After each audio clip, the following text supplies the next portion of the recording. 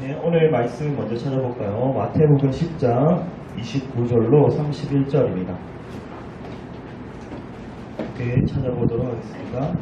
마태복음 10장 29절로 31절. 세 절밖에 되지 않으니까 함께 목소리 맞춰서 함께 읽도록 하겠습니다.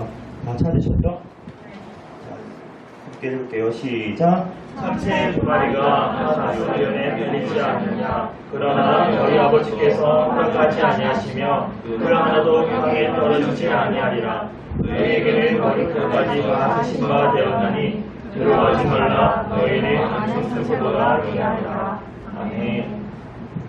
오늘 우리가 함께 나눌 소요리 문답 11문입니다. 11문에서는 하나님의 섭리하시는 일은 무엇입니까? 라는 질문에 우리가 함께 나누고자 합니다.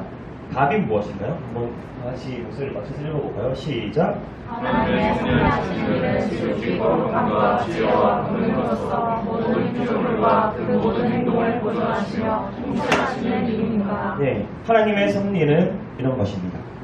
그런데 그 위대하시고 전능하신 하나님께서 섭리하시는 모든 부분들을 우리 인간의 지혜로 이해한다는 것은 솔직히 불가능한 일입니다.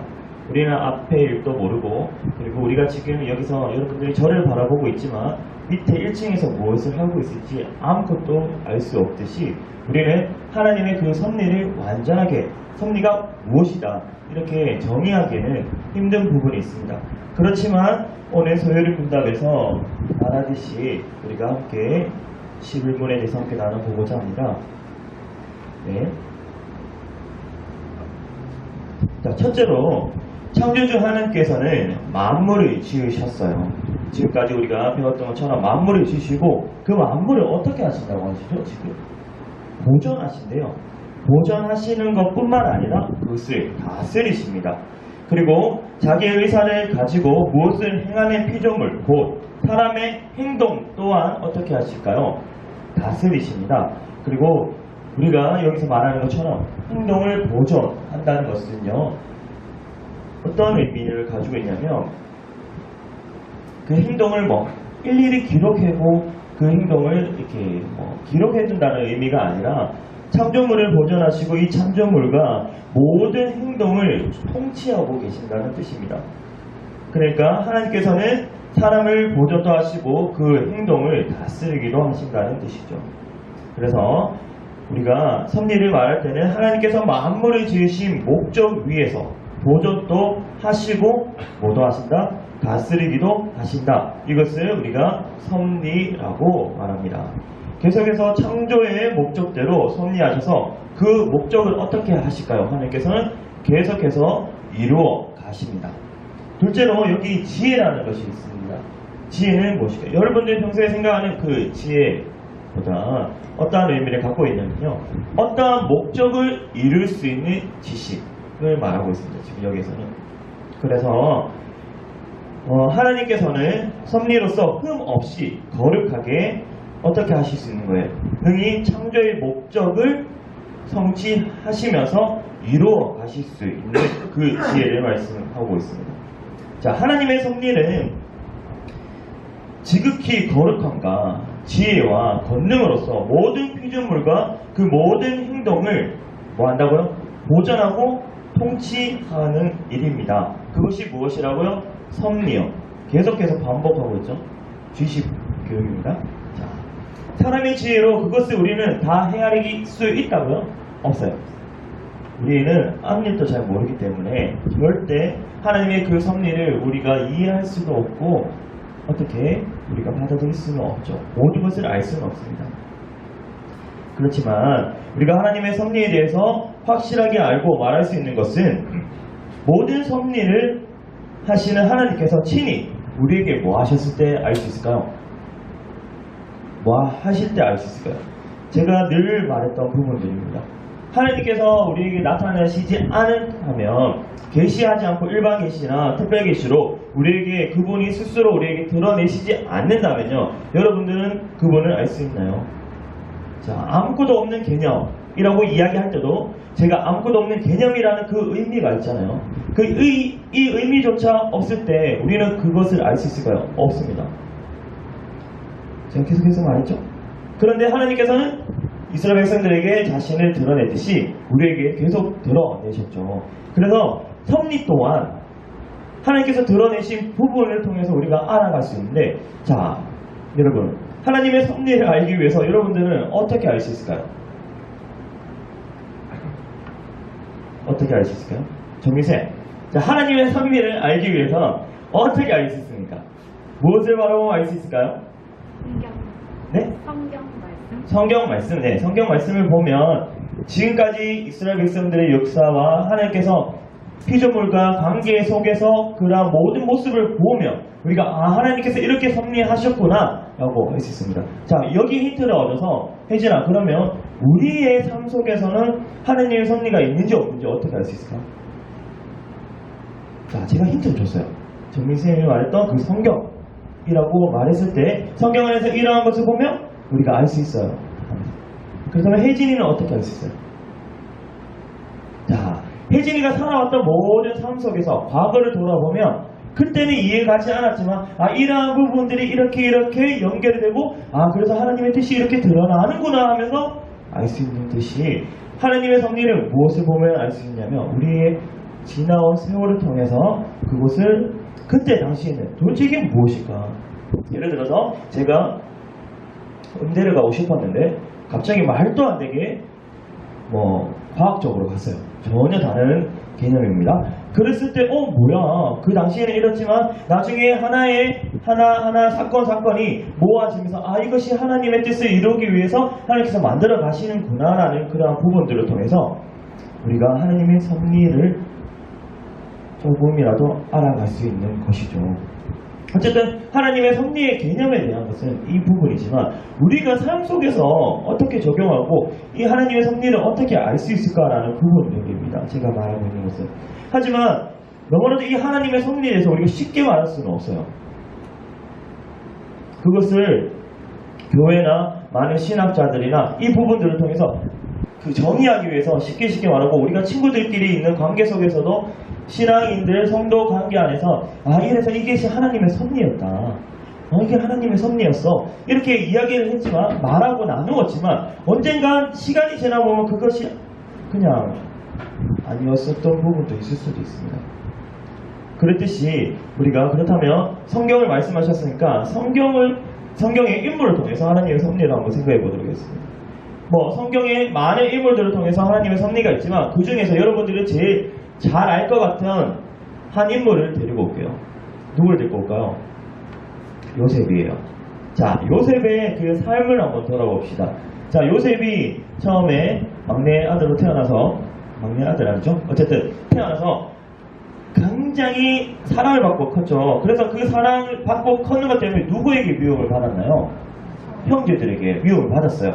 그 형제들에게 미움을 받고, 그리고 그 형제들의 미움 받은 것에 플러스 돼서 본인이 꿈을 꿨는데 자기의 별에게 그 11별이 절하는 그 모습을 얘기하고, 이러한 부분들 때문에 요셉은 더 어떻게 됐어요? 더 큰 미움을 받게 돼서 결국에 어디로 팔려가게 되죠? 어디로 팔려가게 돼요, 여러분? 어디요? 어디요? 안 넘어갑니다. 어디요?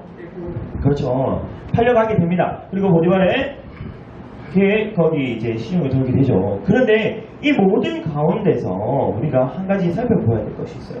여러분, 내가 부모님한테 사랑을 받다고 해서 형제들에게 미움을 받을 수는 있잖아요. 맞죠?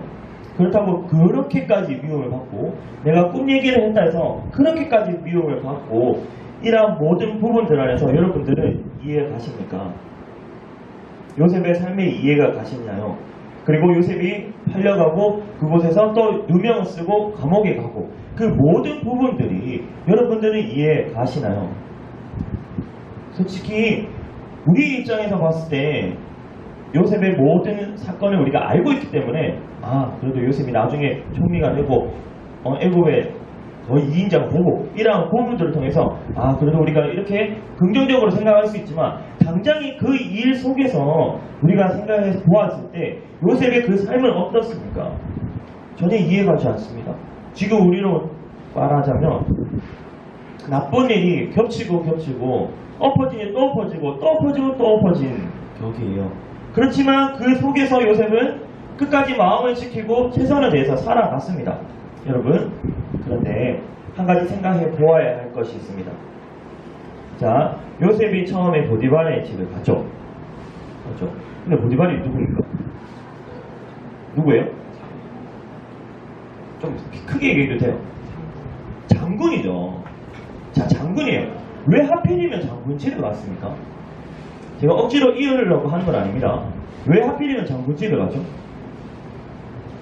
하나님의 섭리가 있어서 요셉을 바로 어차피 총리로 세우실 건데 고생시키지 말고 그냥 이쪽에 딱 가자마자 애굽에 총리로 세우시면 되잖아요. 왜 그렇게 안 하셨을까요?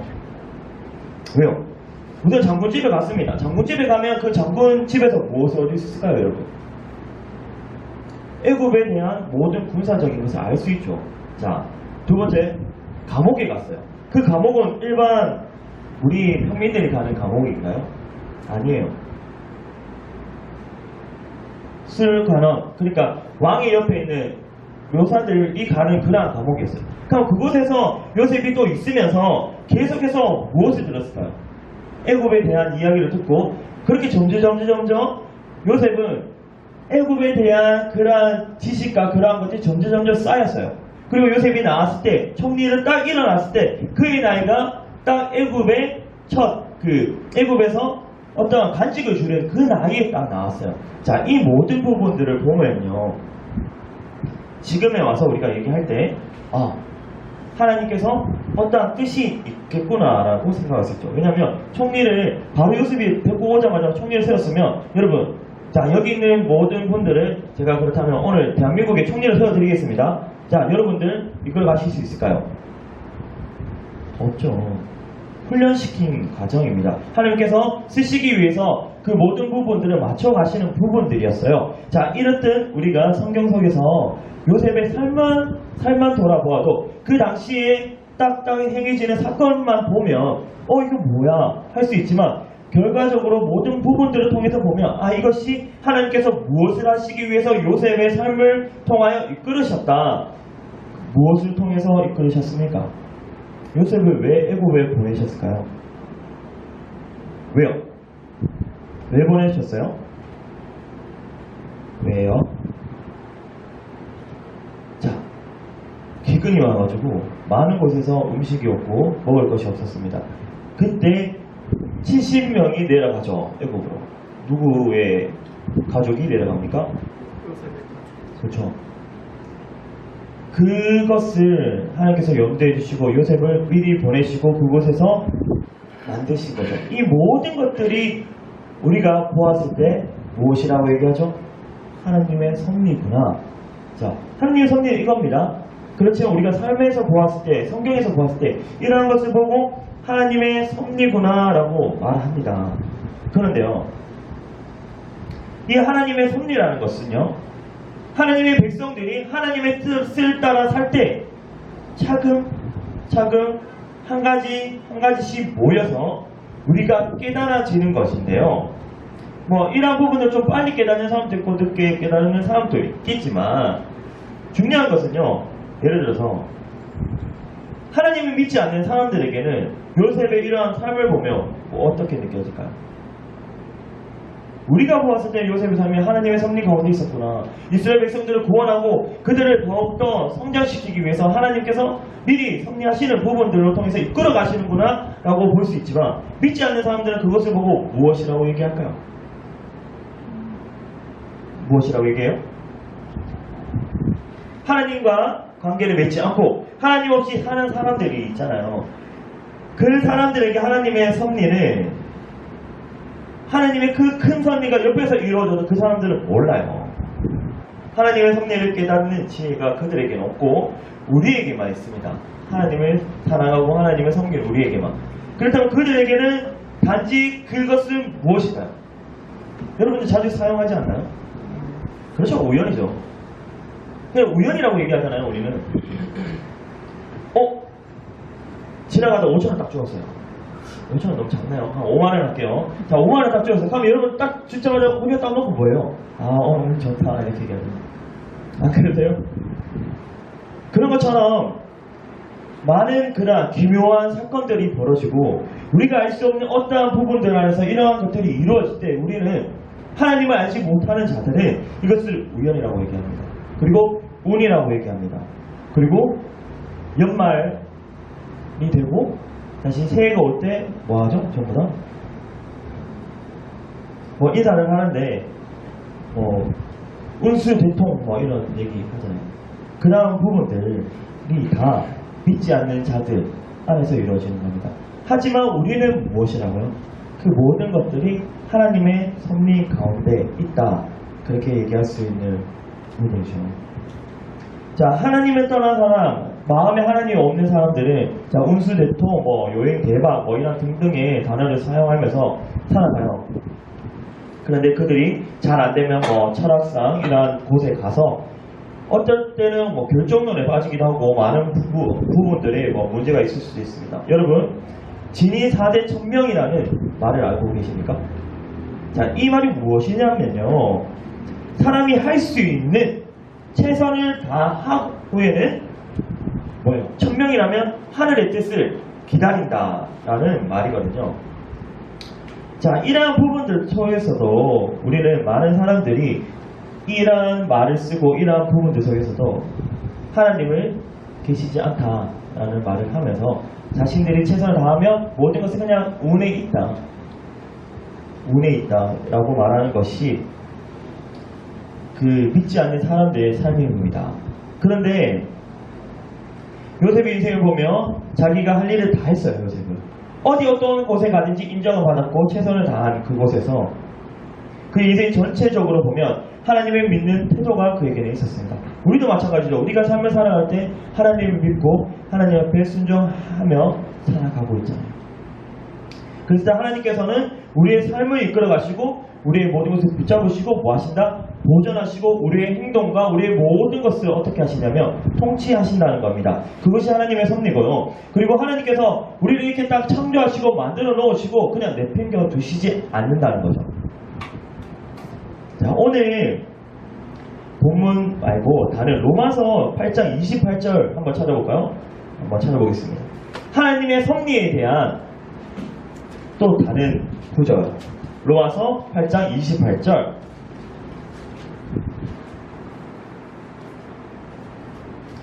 다 찾으셨습니까? 그러면 잠도 깨울 겸 우리가 한번 목소리를 막 펼쳐서 한번 읽어주세요. 시작! 우리가 여호와 하나님을 사랑하는 자, 곧 그의 뜻대로 오신 자들에게는 모든 것이 정결하여 하나님이니라. 네, 하나님을 사랑하는 자 누굽니까? 하나님을 사랑하는 자 누군가요? 그렇죠, 우리가 하나님을 사랑하죠. 성도는 하나님을 사랑하는 자들이잖아요. 그래서 하나님을 사랑하는 자들은 그리고 그의 부르심을 입은 자, 여러분들 다 부르심을 입은 자들이잖아요. 모든 것을 합력하여 선을 이루어 가시도록 주님께서 이끌어 가신다는 거죠. 그렇습니다. 섭리를 믿는 자는 반드시 하나님을 또 어떻게 해야 되죠? 사랑해야 된다는 거죠. 아까 말했던 것처럼 우리가 하나님을 인정하지 않고 하나님의 그 존재를 인정하지 않으면 우리에게 일어난 모든 하나님의 섭리는 어떻게 보면 우리가 쉽게 생각해서 운 이렇게 말할 수도 있습니다. 그렇지만 그 모든 것들이 우리가 하나님을 인정하고 하나님 앞에 그 섭리를 인정했을 때 은혜가 되고 그것이 우리에게 하나님의 진정한 섭리가 되며 우리의 모든 것을 주관하신다는 그 고백이 나오게 되는 겁니다. 그런 사람에게 하나님께서는 모든 것을 합력하여 오늘 말씀 찾았던 말씀에서 뭐라고 하죠? 합력하여 선을 이루어 가신다고 하시는 겁니다. 당장 여러분 우리가 삶을 살아갈 때 코로나 때문에 마스크만 해도 답답하고 우리의 삶만 돌아봐도 너무 답답할 경우가 많아요. 그렇지만 김동 목사님 계시니까 여기서 연세가 제일 많으신 분이 40세예요. 자, 40년을 살아가신 우리 김동 목사님. 자, 김동 목사님이 삶에 한 번씩 보시면 답답하실 수도 있지만 그 가운데 조금씩 지나오시고 지금 40세에서 과거로 돌아보셨을 때 하나님께서 이렇게 이끌어 가셨구나 하는 그 섭리가 분명히 김동 목사님한테 있으실 겁니다. 여러분들에게도 솔직히 나의 과거를 돌아보고 그 당시에는 답답하고 했지만 다시 한번 돌아보고 그 은혜 속에서 우리가 살아왔구나. 정말 하나님의 은혜 속에서 그 섭리 가운데 하나님이 우리의 삶을 붙드시고 이끌어가시고 협력하여 뭐 하신다? 선을 이루어 가시는구나 라는 것을 우리가 알 수 있습니다. 오늘 본문에서도 마태복음 10장 29절로 31절에 보면 참새 2마리 팔리는 것, 모든 것들을 말씀하시죠. 모든 것들이 하나님의 뜻 안에 있고 하나님의 가운데 있는데 그 참새들보다 하나님을 사랑하는 여러분들이 더 하나님 앞에 소중하고 귀하지 않으십니까? 그렇다면 하나님께서는 여러분들을 붙잡고 하나님의 뜻을 이루어 가실 겁니다. 당장에 앞이 막막하고 용준이 왔는데 용준이 처음에 군대 가면요 딱 이렇게 하라 하거든요. 다들 이렇게 그러니까 뭐 보여? 이러면 아무것도 안 보입니다. 그러면 막 산맥이 있어요. 산맥 저 뒤에 산 보여 안 보여? 아 보입니다. 이렇게 하거든요. 이등병들이. 그게 네 군생활이야. 이렇게 얘기해요. 그런 것처럼 우리의 삶을 당장 돌아보면요 깜깜하고 아무것도 보이지 않지만 그 가운데서도 하나님께서는 우리를 붙잡으시고 하나님의 뜻을 이루어 가시기 위해 하나님의 섭리 가운데 우리를 주관하고 계신다는 겁니다. 우리를 보존하시고 뭐 하신다고요? 통치하고 계신다는 겁니다. 여러분 조금 답답하더라도 하나님을 의지하시고 하나님 앞에 더 무릎 꿇고 더 두 손 들고 주님 앞에 기도하시면서 승리하는 삶을 살아가는 우리 대학부 일시 여러분들 되시기 바랍니다. 기도하겠습니다.